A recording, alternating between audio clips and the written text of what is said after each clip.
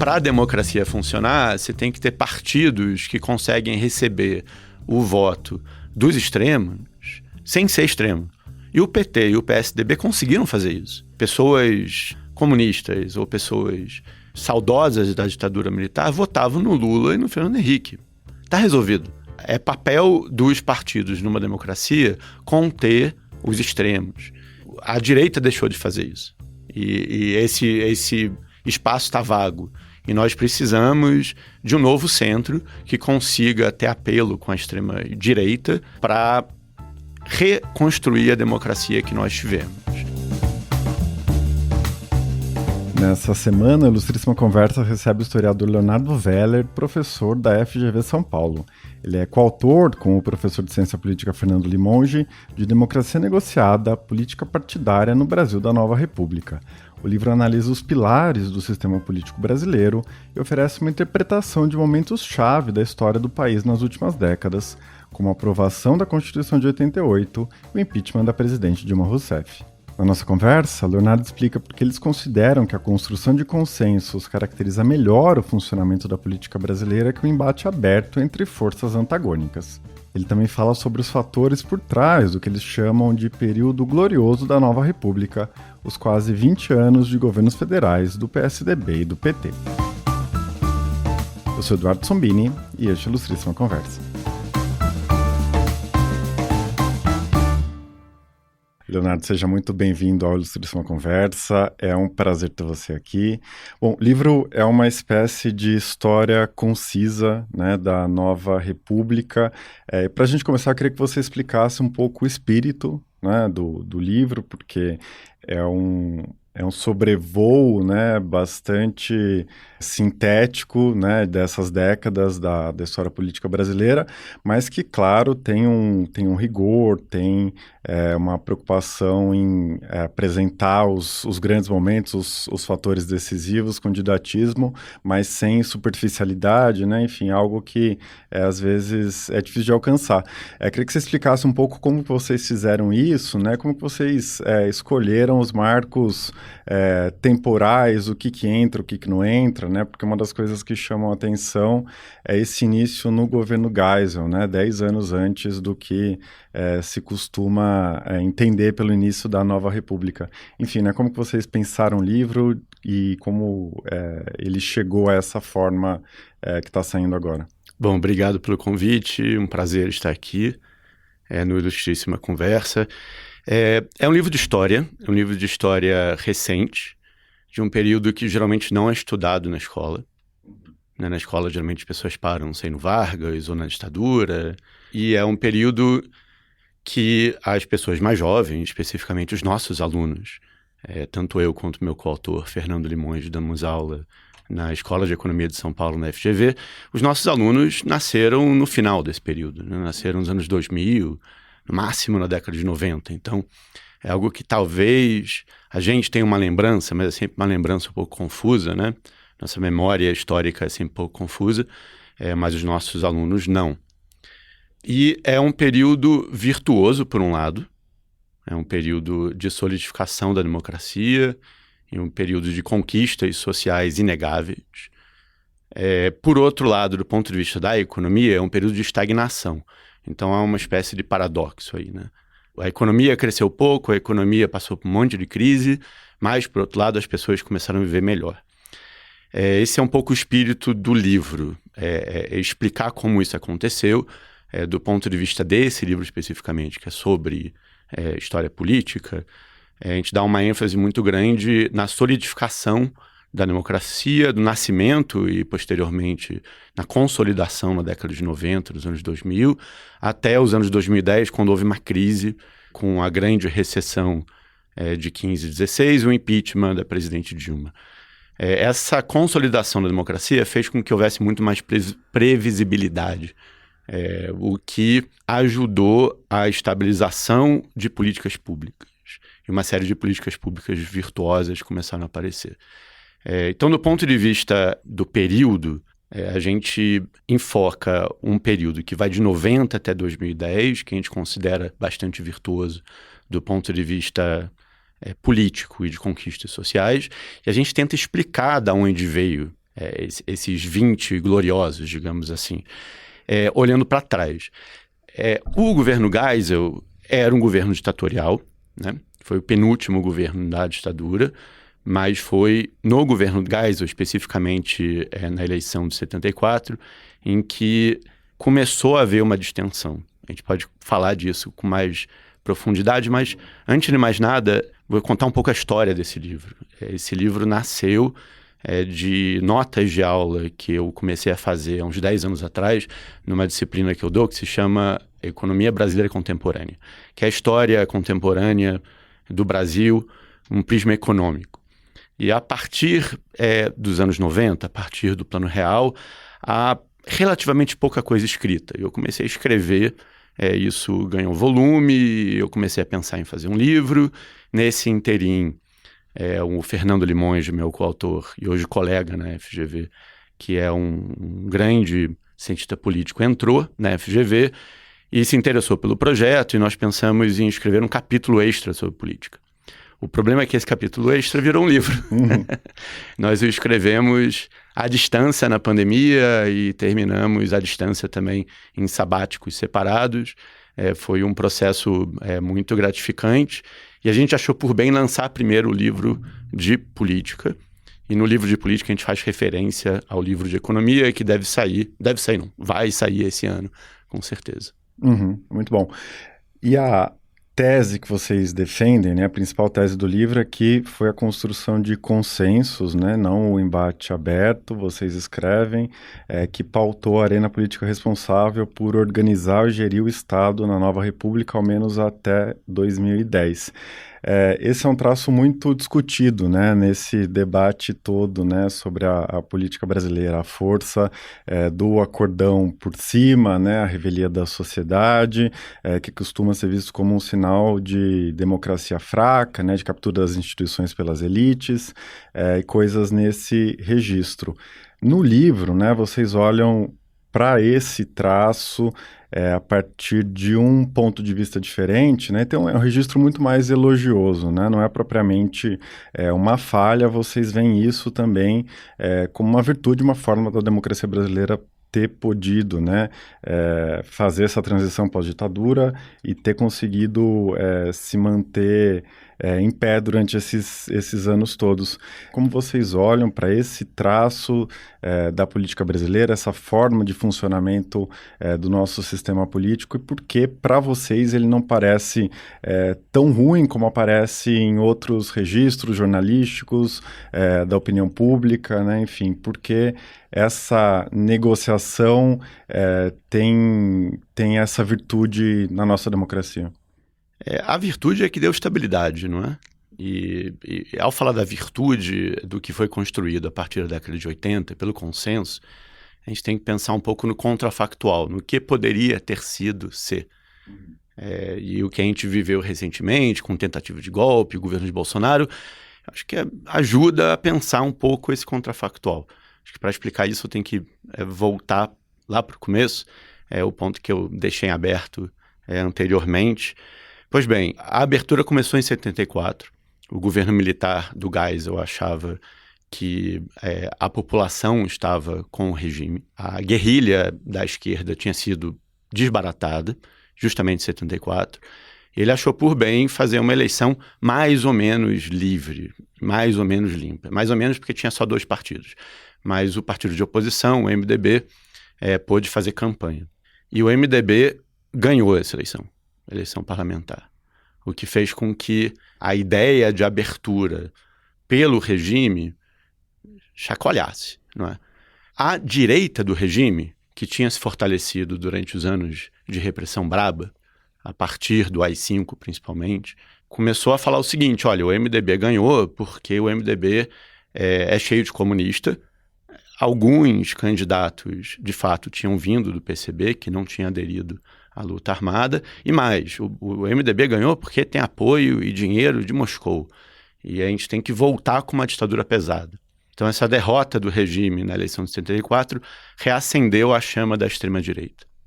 E essa vontade da extrema-direita de voltar ao poder e voltar com a AI-5 com força, permaneceu.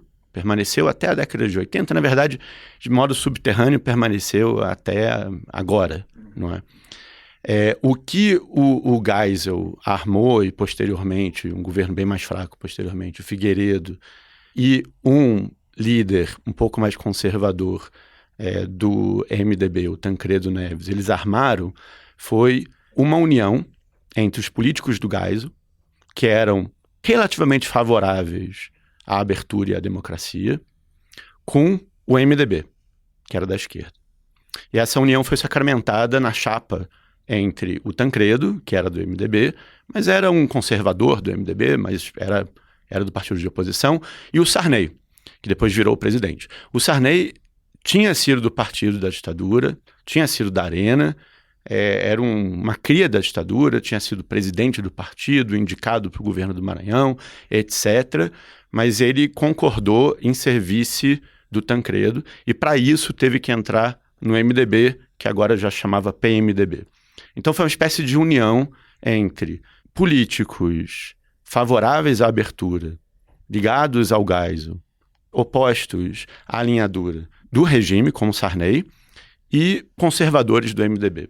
Isso garantiu a abertura. A esquerda, o PT, que estava nascendo nessa época, o Brizola, que tinha acabado de voltar do exílio, teve uma postura acusativa a esse consenso, com um discurso que as elites iam continuar no poder e o Brasil ia continuar um país extremamente injusto e era mais ou menos o mais do mesmo, o governo Sarney não representaria uma democracia verdadeira. Essa narrativa, assim, tem algum sentido. O Sarney era um cara do regime e ele virou o primeiro presidente civil. É uma espécie de paradoxo brasileiro, certo? Por outro lado, isso foi feito para barrar a extrema-direita. A extrema-direita submergiu a partir de então. E para fazer com que um eleitorado que simpatizava com a extrema-direita, que sempre existiu, não tivesse em quem votar, pelo menos não para eleições presidenciais importantes.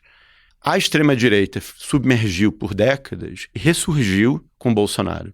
E a tentativa desbaratada de golpe que eles tentaram dar alguns anos atrás mostra que essa vontade sempre existiu desde a década de 80. Desse ponto de vista político, esse consenso por cima da redemocratização foi muito virtuoso.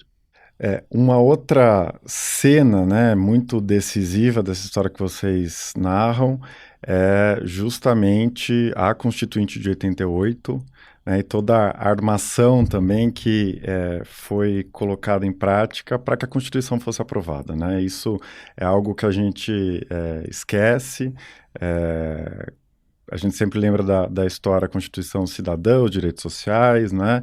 Um pouco o discurso também da hegemonia das forças progressistas, essa ideia de que os representantes da ditadura, as pessoas que apoiavam, né, as forças políticas que tinham apoiado a ditadura, estavam muito acuadas, não tinham espaço de manobra e também sem dar, né, isso aparece com muita força no livro, sem dar espaço para as disputas do PMDB, né, que era uma grande confederação de forças muito antagônicas, né, enfim. Queria que você falasse um pouco sobre esse período, né, como ele mostra também a força desse traço, né, de uma democracia muito negociada, dos acordos, de costurar consensos possíveis para aprovar a Constituição, né, e que na narrativa que vocês apresentam mostram, né, momentos em que tudo poderia ter naufragado e que quase aconteceu isso, né, enfim, como isso aparece nesse momento. Esse é o segundo capítulo, né, o primeiro da abertura, o segundo da Constituição, que são as regras. E na medida que a gente foi escrevendo esse capítulo, eu aprendi muito com o Fernando Limonge, que é um profundo conhecedor desse período da história da Constituinte. Me pareceu tudo muito divertido, assim. Você está com um sorriso, é tudo um pouco contraditório e cheio de plot twist, né? Bom, antes de mais nada, o governo Sarney, um pouco antes da Constituinte, tinha feito o Plano Cruzado, que tinha sido baseado num congelamento de preços, que por alguns meses parecia funcionar, mas logo os produtos começaram a desaparecer das prateleiras e o plano foi por água abaixo. Depois do Plano Cruzado, a inflação se acelerou. E a gente começou a viver numa espécie de hiperinflação um pouco sui generis no mundo, que os preços subiam mais do que 1000% ao ano, só que a gente continuava mais ou menos com a mesma moeda, ela mudava de nome. A situação social herdada dos militares, que era muito ruim, piorou. Então, socialmente, o país estava muito ruim. Havia uma dívida social a ser paga. E havia, por parte de boas camadas da sociedade, mais à esquerda até o centro, a ideia que a Constituição seria um meio através do qual essa dívida social seria paga. Haveria uma mudança, agora para valer, não mais o acordo lá do Tancredo com Sarney, agora para valer, uma mudança do Brasil, e o Brasil seria mais inclusivo. Nesse espírito, a esquerda, ou centro-esquerda, os progressistas do PMDB, que era o maior partido na Câmara, cujo líder era o Mário Covas, eles tomaram a rédea da Constituinte. E o Mário Covas incumbiu o Fernando Henrique, pessoas muito conhecidas, né? Eles já estavam lá, eles eram ambos senadores pelo PMDB e Constituinte. Incumbiu o Fernando Henrique para moldar as regras através das quais a Constituinte seria escrita. E de acordo com as regras do Fernando Henrique, a Constituinte seria muito participativa. Haveria várias subcomissões. Houve, por exemplo, uma subcomissão da reforma agrária, que discutiria as novas regras.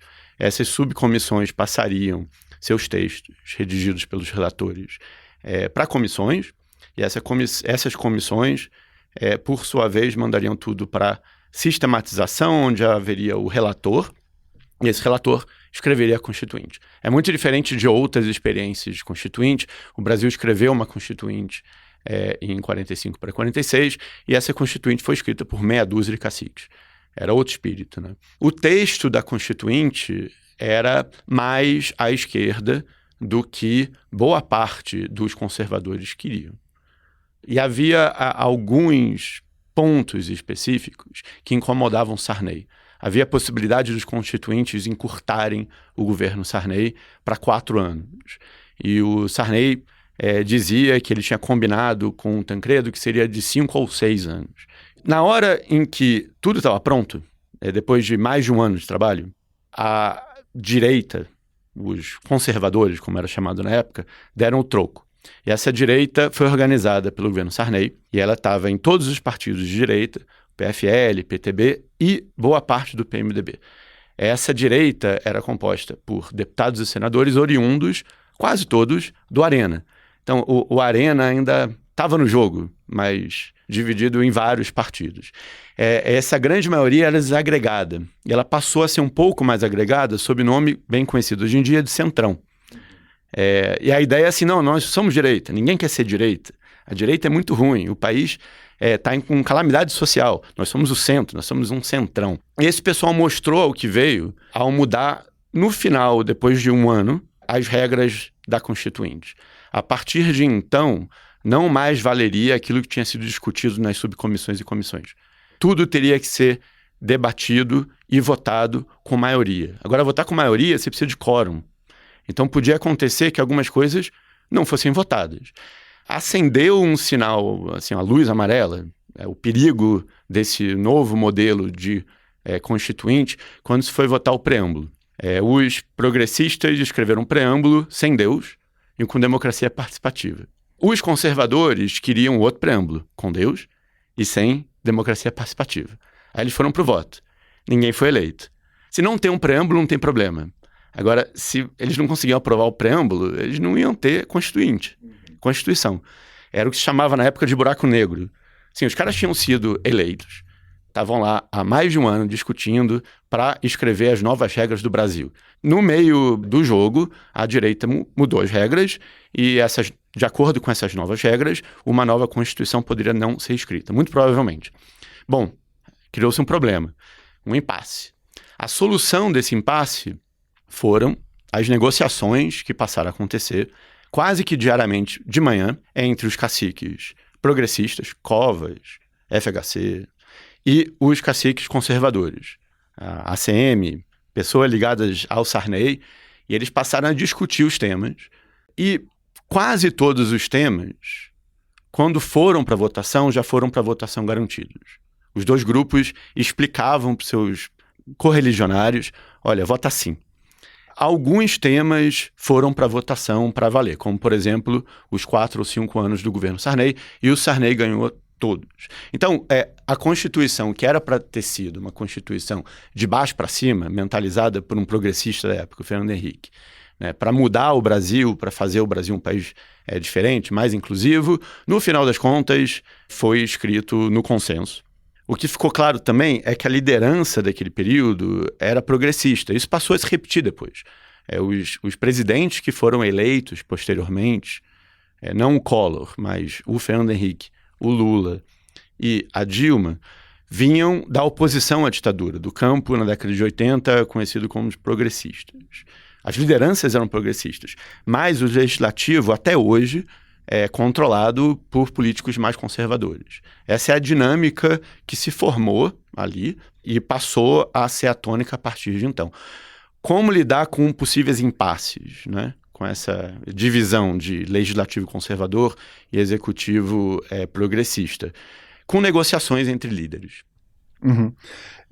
E o que me chamou muito a atenção, né, a gente perde isso de vista, quais eram as principais orientações daqueles líderes conservadores de direita dos anos 80, né, que é muito diferente do que a gente pensar com os olhos de hoje, né? Então vocês escrevem que existia um acento mais liberal na economia, mas que de alguma maneira prevalecia aquela posição mais estatista, que vinha do nacional-desenvolvimentismo, né, um Estado muito mais forte, uma tônica muito menor nas privatizações que vieram depois, né? E como isso mudou justamente, né? Como a grande mudança de chave ocorreu justamente no governo FHC, sob o PSDB, que estava, no geral, na ala mais esquerda, mais progressista, que representava essas forças, né?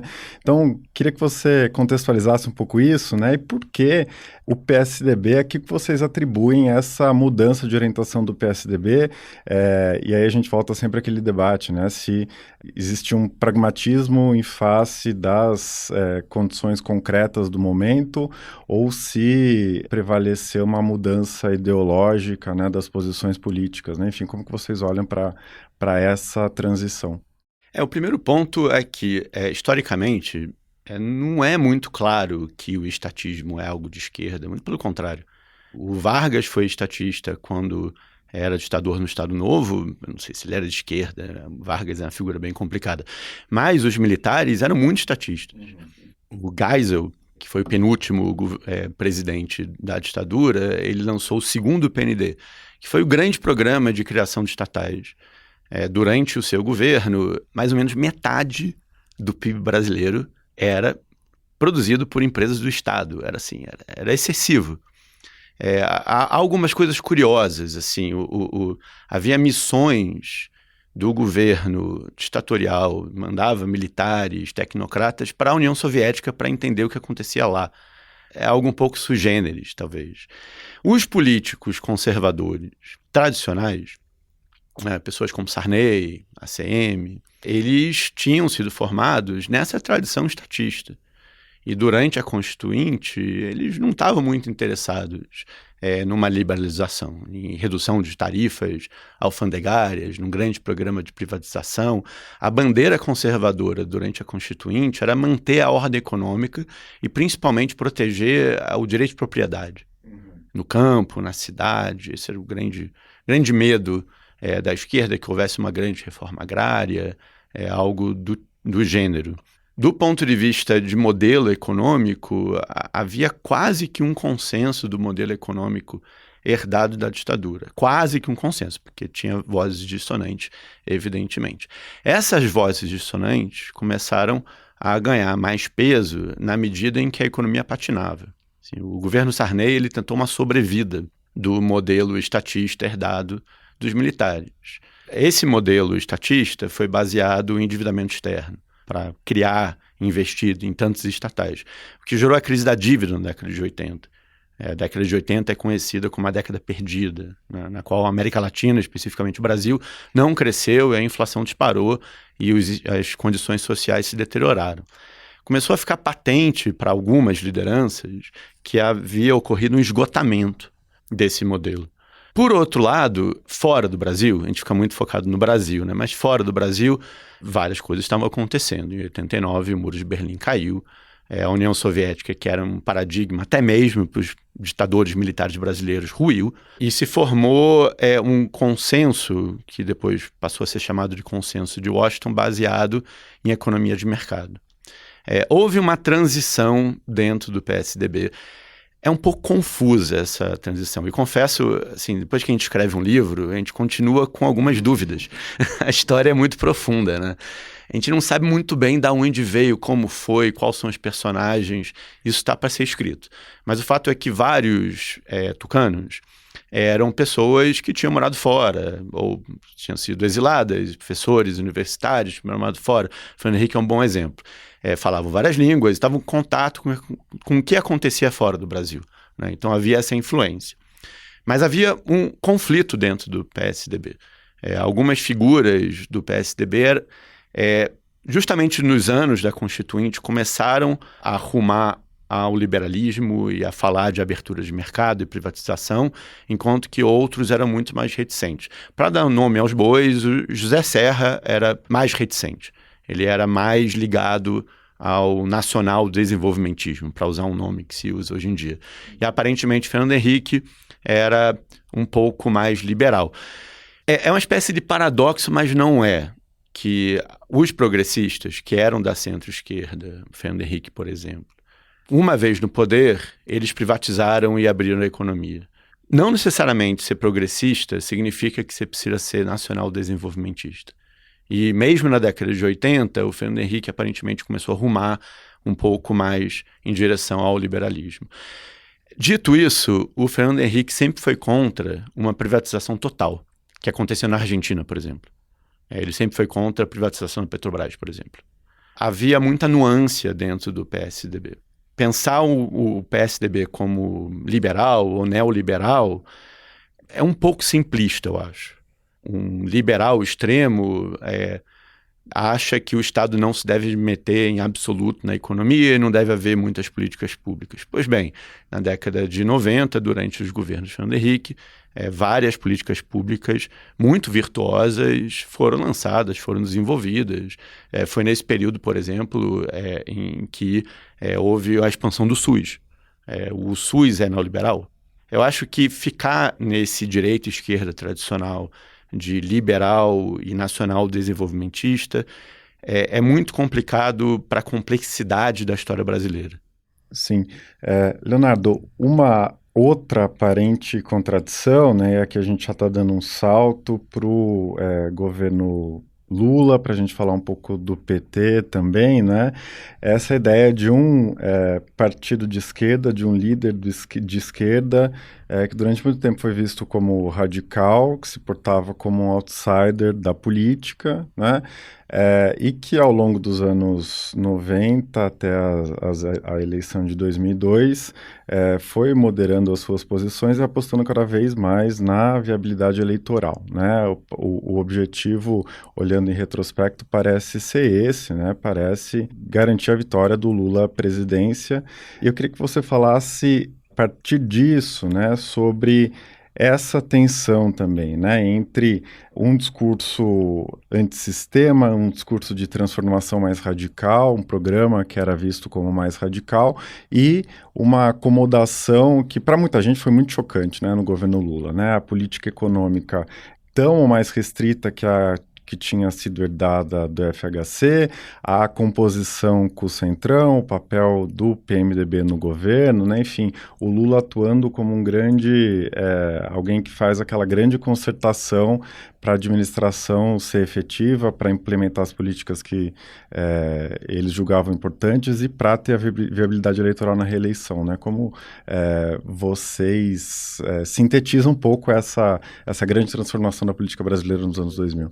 O PT. O PT é o grande fenômeno da nova república. É algo surpreendente em retrospecto, surpreendente na época.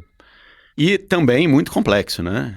O PT sempre teve uma ideologia um tanto quanto nebulosa, para acomodar várias correntes distintas entre si. Para começar, eu acho que é bom a gente pensar na formação do PT. Em 80, A base do PT era o movimento sindical, o Lula era um sindicalista, e o Lula nunca foi um comunista, muito pelo contrário. Assim, o Lula era um sindicalista que queria aumento de salários, porque naquela época, final da década de 70, a inflação estava se acelerando, e quando a inflação se acelera, há um conflito distributivo, os sindicatos ficam mais agressivos. Isso não tem nada a ver com o comunismo, né? Isso acontece em qualquer país capitalista. Tanto que quando ele apareceu, a gente cita lá o estado de São Paulo falando, olha, o Lula, ele tem uma posição bem razoável, ele está pedindo aumento de salários e ele é contra os radicais. Eles pegam uma citação do Lula, falando, não, a gente não quer os radicais aqui no sindicato, os radicais seriam os comunistas, né? Uma outra grande corrente do PT é a esquerda católica, que alguns direitistas durante a ditadura caracterizavam essa esquerda católica da teologia da libertação como comunista, mas é muito complicado, né? Eles eram católicos, né? Assim, o comunismo em si é laico, ateu. Tem uma turma muito importante no PT, minoritária, mas bem ativa no PT, que entra no PT, que era comunista, sim, que eram os ex-guerrilheiros, que a maior parte dos quais tinham ido para o exílio ou tinham sido presos, e na década de 80 aderiram ao PT. Alguns desses ex-guerrilheiros ou comunistas, durante a década de 80, achavam que poderiam ser comunistas e petistas ao mesmo tempo. Que o PT seria uma espécie de fase da revolução, Esse pessoal foi expulso. Eles criaram um novo partido que é o PSTU. Eles eram da Convergência Socialista. A maior parte desses ex-comunistas, eles deixaram o comunismo para trás na década de 80 e sobretudo na década de 90. Assim, José Genuíno é um exemplo, e o principal exemplo é o Zé Dirceu. O Dirceu e o Lula, desde o começo, eles faziam parte de uma corrente majoritária do PT que se chamava Articulação, que era a corrente que tentava disciplinar o partido para o partido se afastar do comunismo. Era a corrente que, por exemplo, expulsou o pessoal que foi fazer o PSTU depois. E era a corrente mais pragmática no sentido de ganhar eleições. A visão deles da democracia na década de 80 era o seguinte, enquanto o PMDB e, posteriormente, as pessoas que vão fundar o PSDB e o PFL estão ali discutindo as novas regras, são os líderes da Constituinte, a gente está preparando bases eleitorais Brasil afora, que fizeram com muito sucesso, para ganhar eleições. E na década de 80 eles já ganharam várias eleições, assim, a principal delas foi a Erundina aqui em São Paulo, né? Em 89 Lula quase foi eleito. Para surpresa de todos, foi para o segundo turno. O PT, desde o começo, principalmente o PT idealizado pela articulação, foi uma máquina eleitoral. O objetivo desses caras era chegar ao governo através de eleições.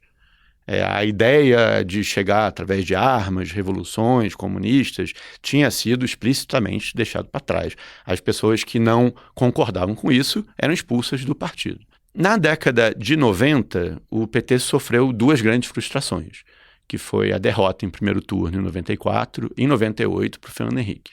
A partir de 94, o Dirceu e a articulação começaram a impor algumas mudanças ao partido para se tornarem mais competitivos. Receber dinheiro de empresas, empreiteiras. Os outros partidos sempre receberam.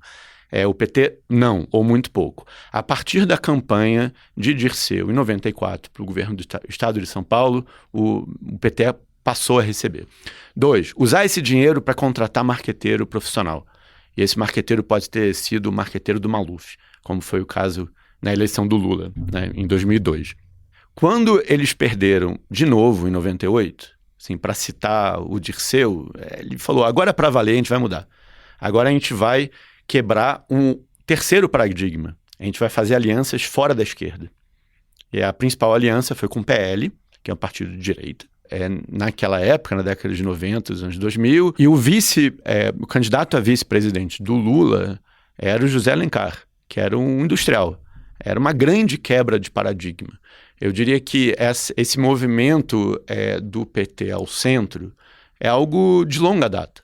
É algo desde o começo da década de 80, quando pessoas como Dirceu abandonaram o comunismo para entrar em disputas políticas democráticas e para conseguirem vencer, eles caminharam rumo ao centro para conseguir o maior eleitorado, o eleitorado mais centrista. Uhum.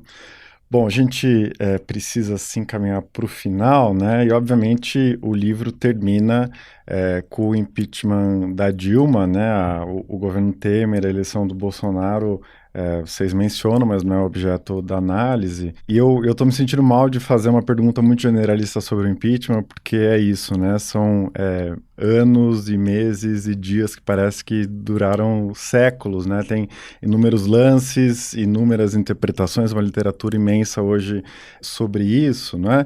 Mas uma coisa que chama bastante atenção, né? O Fernando tem dito isso em entrevistas recentemente, essa contestação da ideia de que a Dilma era inábil em oposição ao Lula, que era um grande estrategista, um grande mestre da política. A Dilma não tinha nenhuma habilidade política, ela chegou até a presidência por causa do cenário de terra arrasada depois do mensalão e coisas do tipo, né?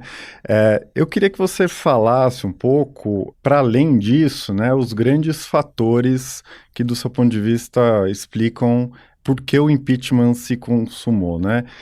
E uma das coisas que aparecem no seu trabalho é a crise econômica, né, de 2015, 2016, o peso que ela teve, né, em cimentar o impeachment da Dilma e a ofensiva da Lava Jato, né? Enfim, quais os grandes fatores, né, que aparecem na análise que vocês fazem? Que sentido vocês constroem do impeachment da Dilma?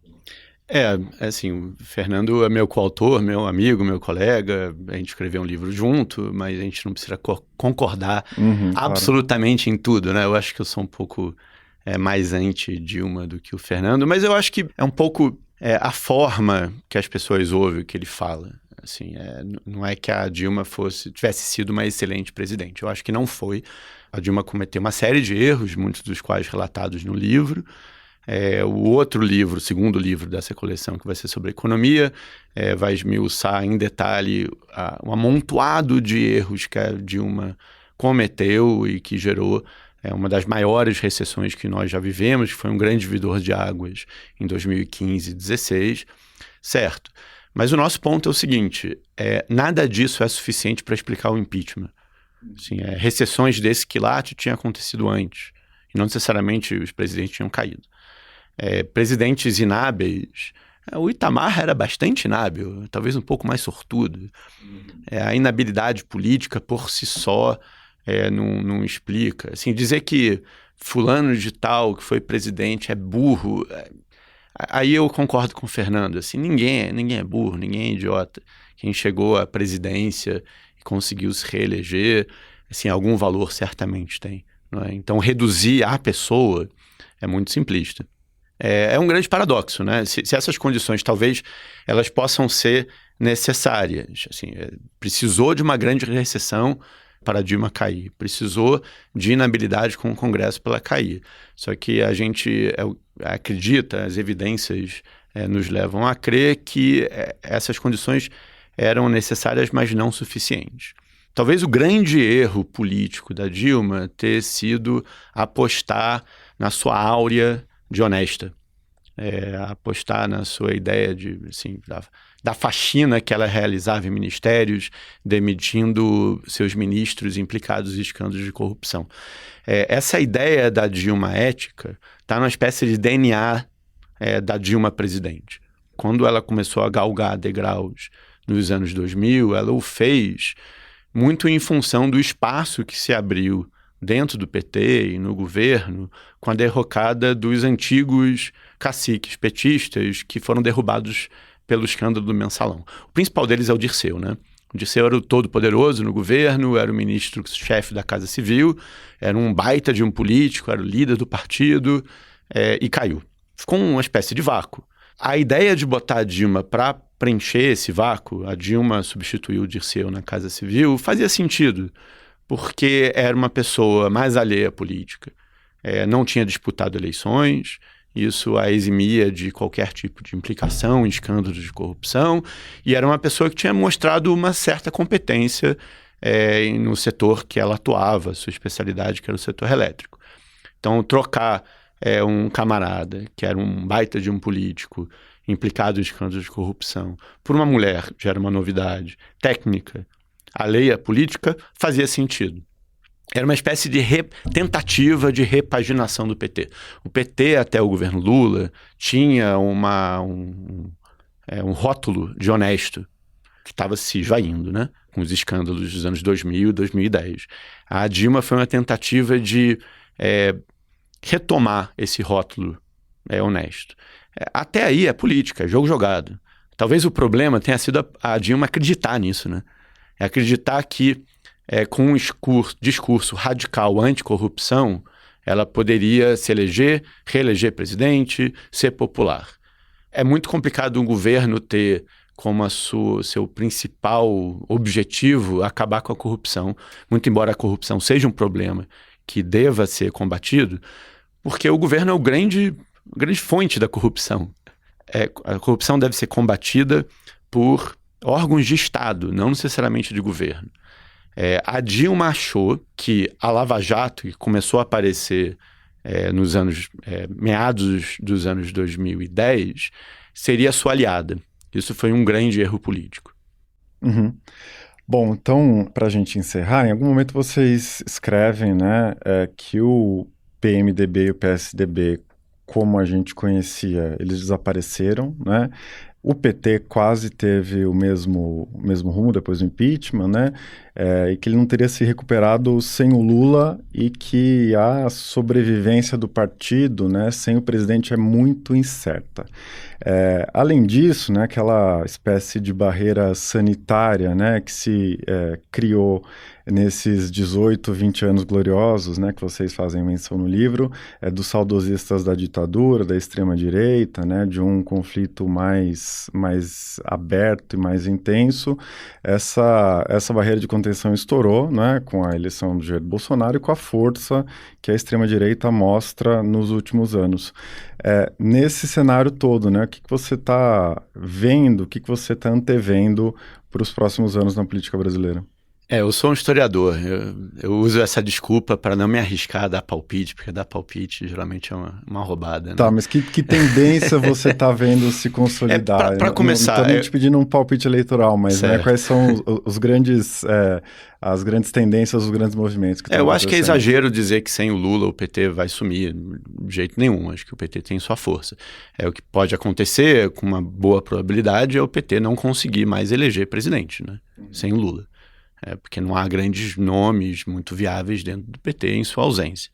Bom, eu acho que eu vou tentar responder a sua pergunta, o tempo presente, mas sempre olhando um pouco para trás, né? Na década de 90, com a aliança entre o PSDB do Fernando Henrique e o PFL do ACM, forças absolutamente democráticas que tinham lutado contra a ditadura, que tinham vindo da centro-esquerda, caminharam para a direita, que é o PSDB. E começaram a receber o voto de pessoas muito conservadoras e até mesmo contrárias à democracia.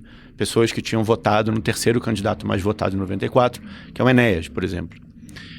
Se uma pessoa contrária à democracia vota no Fernando Henrique, sua expressão autoritária se esvai. E isso passa a ser resolvido. O PSDB passou a ser um cordão sanitário, uma tampa de bueiro, seja lá o que for. E eles assim foram durante bastante tempo. E em função disso, o eleitorado mais radical, ele não era representado nas suas ideias. Isso se perdeu. Por que isso se perdeu, ainda devemos estudar com mais afinco, mas a gente sabe que o Aécio Neves tentou se aproximar da extrema-direita durante o segundo mandato da Dilma e se perdeu. O Aécio Neves achava que um movimento de extrema-direita ligado a, por exemplo, Vem Pra Rua, etc., o apoiaria e eles viam no Aécio Neves um inimigo.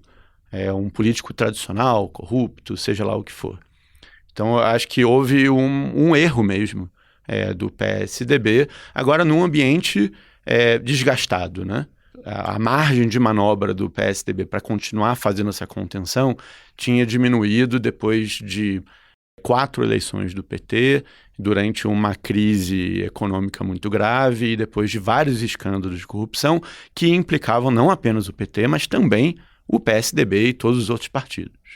Eu acho que houve um terremoto na política nacional com a Lava Jato que fez com que essa contenção da extrema-direita ruísse e ruiu nas mãos do Aécio Neves. Agora, o que vai acontecer daqui para frente? Acho que a gente tem que esperar que haja algum acerto no centro e centro-direita para fazer surgir um novo candidato democrata, realmente comprometido com valores da democracia, absolutamente diferente de Bolsonaro e as pessoas que tentaram fazer esse golpe maluco, e que, ao mesmo tempo, consiga receber voto dos eleitores da extrema-direita.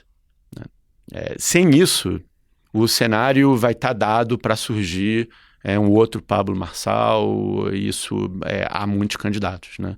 Isso é muito perigoso. Uhum. Você vê, então, essa possibilidade, né, de uma volta ao antigo normal, digamos, da direita, né, uma desradicalização, né, o pragmatismo de sempre? Infelizmente, eu não consigo ver isso. Eu não quero dar palpite que vai acontecer, repetindo, sou um historiador. Eu espero por isso. Para a democracia funcionar, você tem que ter partidos que conseguem receber o voto dos extremos sem ser extremo. E o PT e o PSDB conseguiram fazer isso. Pessoas comunistas ou pessoas saudosas da ditadura militar votavam no Lula e no Fernando Henrique. Está resolvido. É papel dos partidos numa democracia conter os extremos. A direita deixou de fazer isso. E esse espaço está vago. E nós precisamos de um novo centro que consiga ter apelo com a extrema-direita para reconstruir a democracia que nós tivemos. Lembrando que, durante esse período democrático, apesar de um crescimento econômico muito parco, as condições sociais do Brasil melhoraram muito. O que a extrema-direita mostrou, especificamente o Bolsonaro mostrou, é que eles são muito ruins de governo. O Bolsonaro não governou. E durante uma pandemia nós tivemos uma calamidade. Se a pandemia tivesse acontecido com qualquer outro político um pouco mais tradicional, um pouco mais instruído, nós teríamos tido uma situação muito melhor. Eu faço votos que nós voltemos para o passado. Agora, como isso vai se dar, isso cabe aos políticos. O nosso papel como historiador, como cientista político, o caso do Fernando, é mostrar as virtudes da democracia brasileira, que nós ainda temos, nominalmente pelo menos, e nós tivemos na década de 90, nos anos 2000, boa parte dos anos 2010, que conseguiram uma estabilização política, graças à qual houve inegáveis avanços sociais. Perfeito. Então, para recapitular, o Leonardo Weller é coautor com o Fernando Limonge de Democracia Negociada, Política Partidária no Brasil da Nova República, publicado agora pela FGV Editora. Leonardo, muito obrigado pela sua participação. Foi um prazer ter você aqui. Muito obrigado. Este foi o Ilustríssima Conversa. Eu sou Eduardo Sombini e a edição de som foi feita pelo Rafael Conkle. Se você tiver algum comentário, crítica ou sugestão, não deixe de me escrever. Pode ser pelas redes sociais ou pelo meu e-mail eduardo.sombini@grupofolha.com.br. Eu vou tirar férias agora em fevereiro, mas a programação do podcast continua a mesma. A gente se vê então daqui a algumas semanas, no começo de março. Até lá!